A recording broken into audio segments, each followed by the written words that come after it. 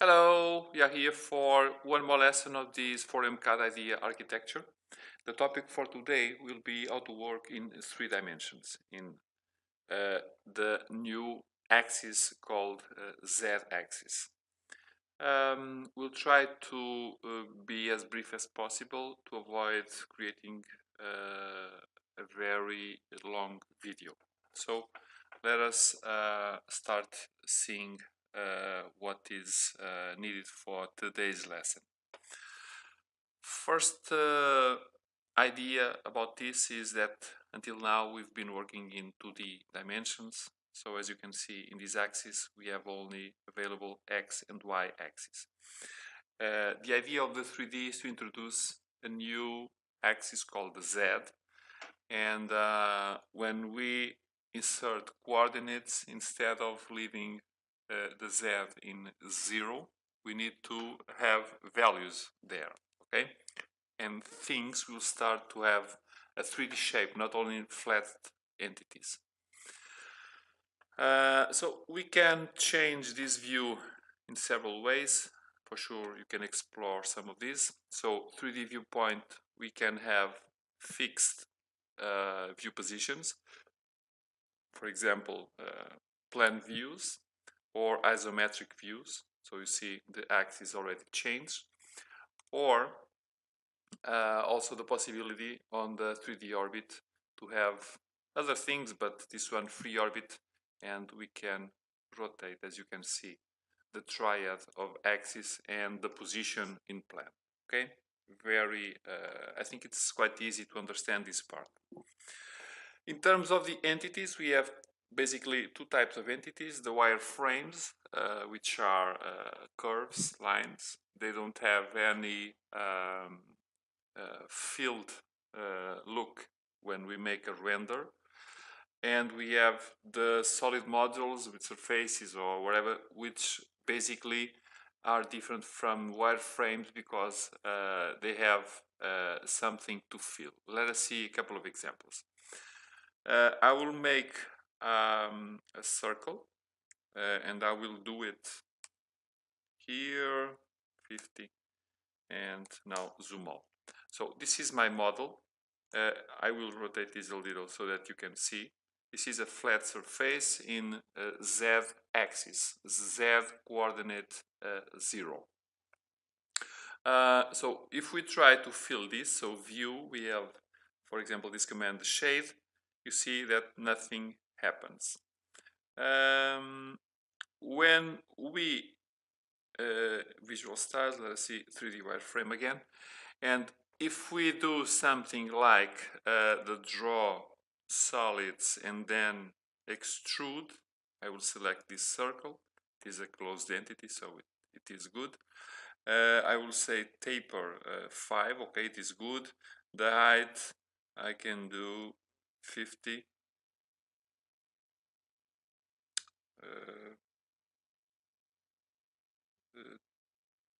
30, okay, it is good. No problem about this. So they seem wireframes, but if I do the shade, you see that this is a solid. So this is the difference between wireframe and a solid. Okay, let us go back. Visual styles, 3D wireframes. So the idea here, it is even that we see this in curves, this may be a solid, and in wireframes this is very time consuming because you have to create entity by entity. In terms of the solid models or surface models, we create an object like this one. Okay, so this is the first concept of the solids. I'm not sure if I have something here. Okay, good. So I suppose I have no entities. Let's create a new circle again. So 0 and 50. Okay, good. So now we have 2 concepts called the elevation and the thickness. These are very important because even working with curves, we can manipulate some settings with these two guys. So by default, I have something called the elevation, and the elevation defines the plan where I'm creating the entities. So I can go into tools, into format. I have this item here called elevation, and you see the elevation by default it is 0. So when I create something, I'm creating on level Z0. If I create a new thing, a new definition, so for example 30, now I will create by default a circle. I don't care really where I am doing this, but if I turn this around, you see that it is above. So the elevation, it is the plan Z where we are creating the entities. Another concept, it is the thickness, and the thickness is the height. If you consider this, the height of an object. So thickness 0 means that an object it is simply planar. So by default I have 0, but if I say by default I want the thickness to be 10, now if I go and create one object, that will be on the elevation 30, because it's the default. You see, something that I create has already thickness. And the thickness, we can do the shade. It is a closed object, but it will create an extrusion for this thing. So this is interesting because allow us to manipulate quite well the wireframes on the 3D. Another possibility to manipulate these guys is under the properties. You see that we have something called thickness, so we can work in this. So if I say, probably if I change the properties here, you see that it is changed on the graphical area. So it's another way where we can manipulate both elevation and thickness. The thickness, like I've done, the elevation under the coordinate that we have. We can go also under the settings. If we go to 3D settings, we have these parameters here, current 3D thickness, current 3D elevation. So we can manipulate this to put them as default for what we are doing. Now we have a couple of different kinds of entities that we can create on the 3D. I will not show all of the entities for sure because it will take a lot of time for the different examples. So I will invite you to see our theoretical course because there you have all the examples, and if you have questions besides what we show here, you can always contact us for any support that you may need. So first, 3D faces, we have several types. So under the draw command, which is the draw menu, sorry, which it is the menu where we can create, I would say, but not all, but the majority of the entities. So we can create surfaces and or solids. Some of them are basically the same type of object, but a surface it is open solid, if you understand the concept, and the solid it is an element that is completely closed all around. It has a mass and it can be calculated for a weight, whatever. Okay, so some different types of surfaces, for example 3D face. So if you create a couple of points, then you have this kind of element where this is a surface. So if we do a shade, it's possible to fill. Okay, so turn back. Then we have this kind of 2D solid, it is an entity that we can manipulate basically under the 2D type of work. These 3D meshes allow us to manipulate a more complex surface because we can give the coordinates of each point and a little about the same about the polygon. Okay, so I will leave this out because they are very specific, and as I told, you can check details on the theoretical course. Then we have these types of surfaces. For example, the revolved surface, so which we can use an axis to work with. So if we have a line,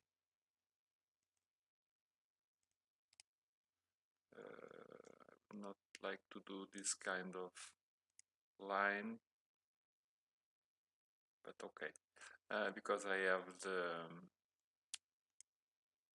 thickness, I want to have it 0 by default. But let us see if we can do a revolved surface. So revolve, I can have this guy here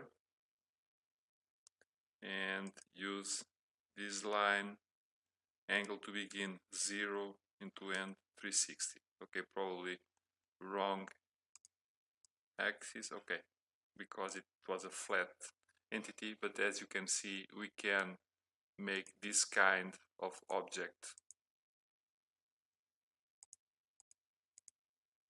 Okay, another one we can do, it is for example the tabulated one, which allows us to extrude. We can use this one, for example, to make an extrusion, which is also a very interesting mode. We can have also the ruled surface, which allows us to define two objects, like for example this one, and it will make a kind of direct link from one object to the other one. And finally, we have another type of surface called the edge surface, which allows to connect 4 different types of curves. I will not make an example, but you have 4 lines independently of the shape. You can create a very nice surface. But I could do, let's try to create a very brief example. Let us, to elevation, I would say 0. I'll try to create a nice example. Okay, let us create a nice example with a spline, and now change the elevation to 50.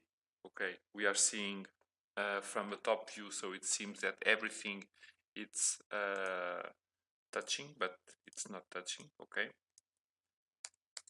something like this. Now let us rotate our view.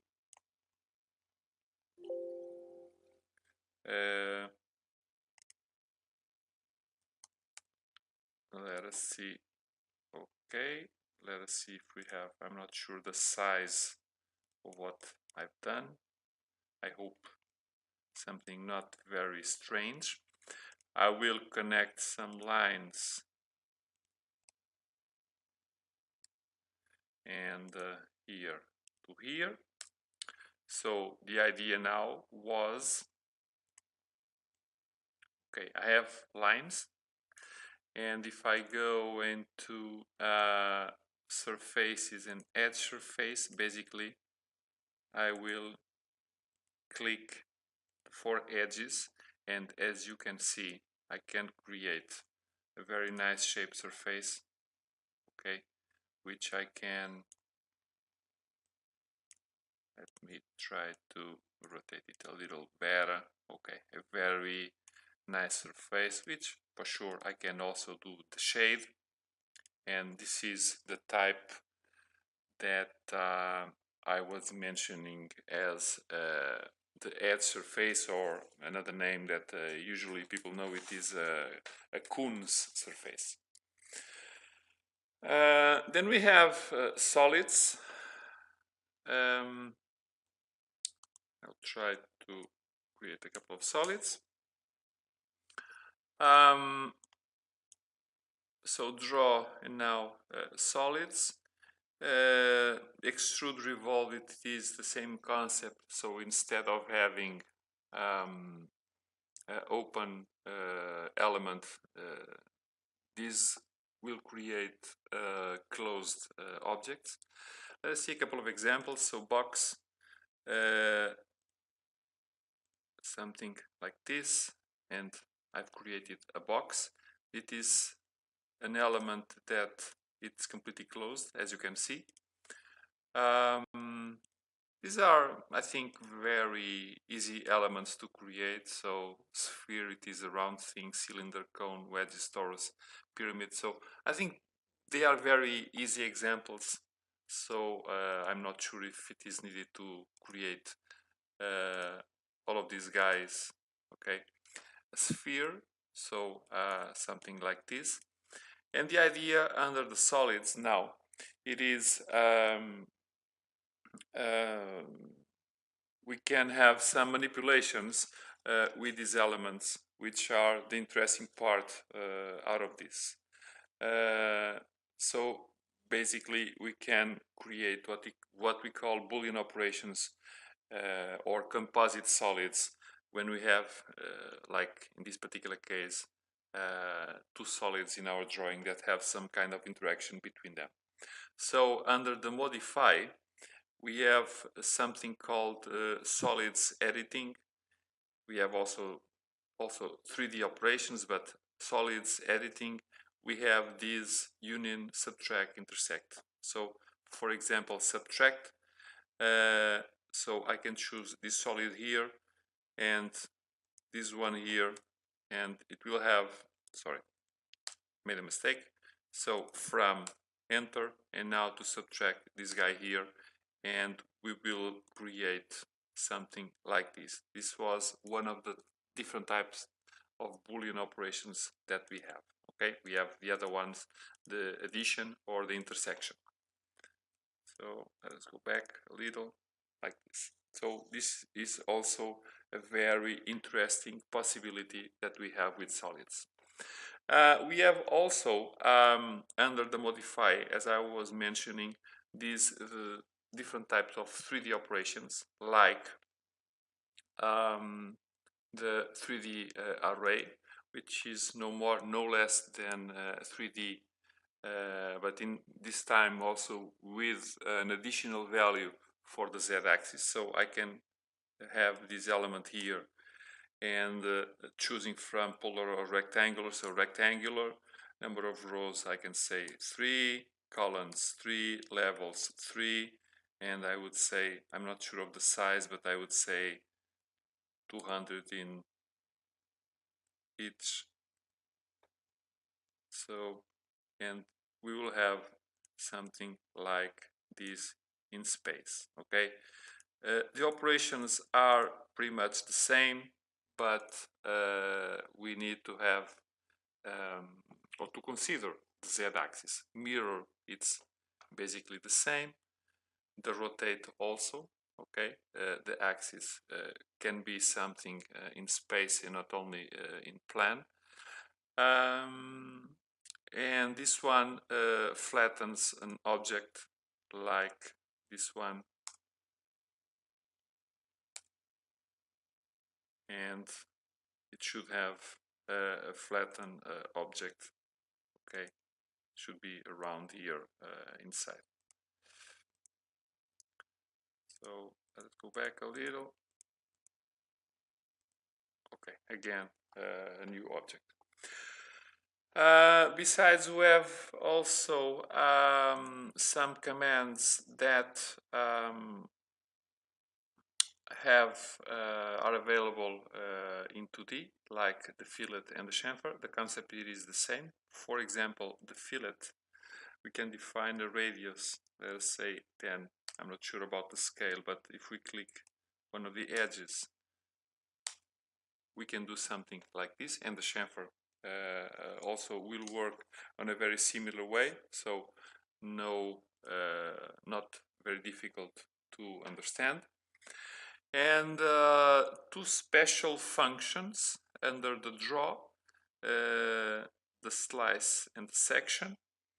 The section will create a section only, and the slice will in fact cut the element. So the section, I can choose a solid, and I can choose a plan for these different types, or by choosing some points, which I will do, and it creates me this closed entity, which is the section of my solid according to my definition.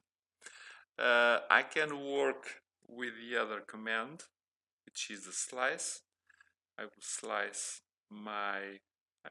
now my sphere, and I can choose an object, for example.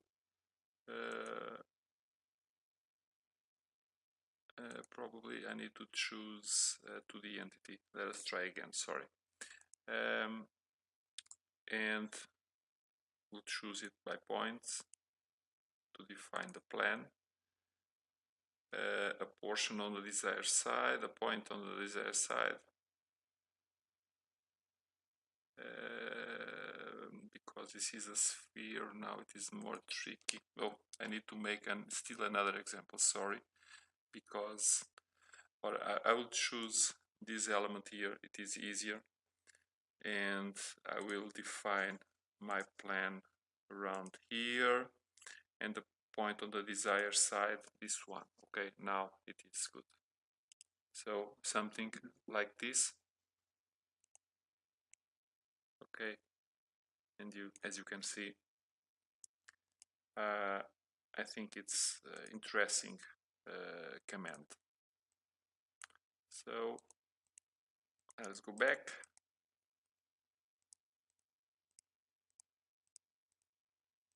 Let's go back a little. Okay, here we are. Finally, about this 3D, because as I told you, this will be a very brief description of the operations and commands that we have available. We have two possibilities about importing or exporting files, in this particular case in set format.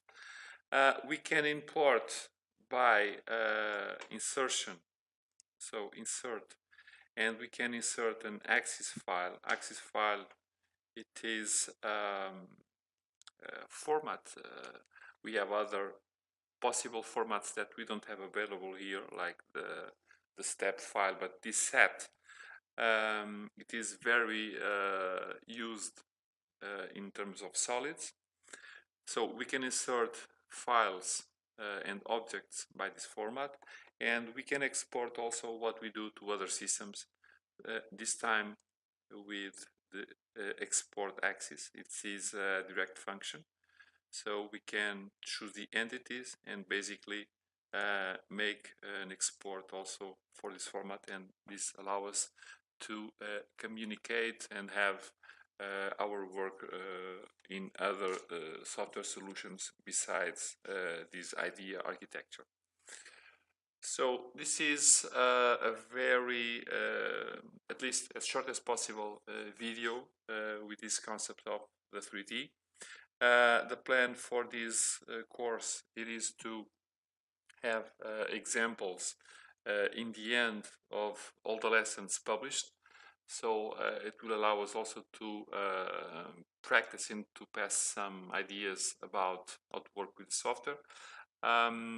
Anyway, and meanwhile, if you have questions or if you need support, I would like you very much to recommend to consult the theoretical side of this course, or if not possible for you, or even if you have still questions about any concept or any example or any difficulty that you may have, you can always contact us through the usual channels, so that you can give so that we can give you all the needed support.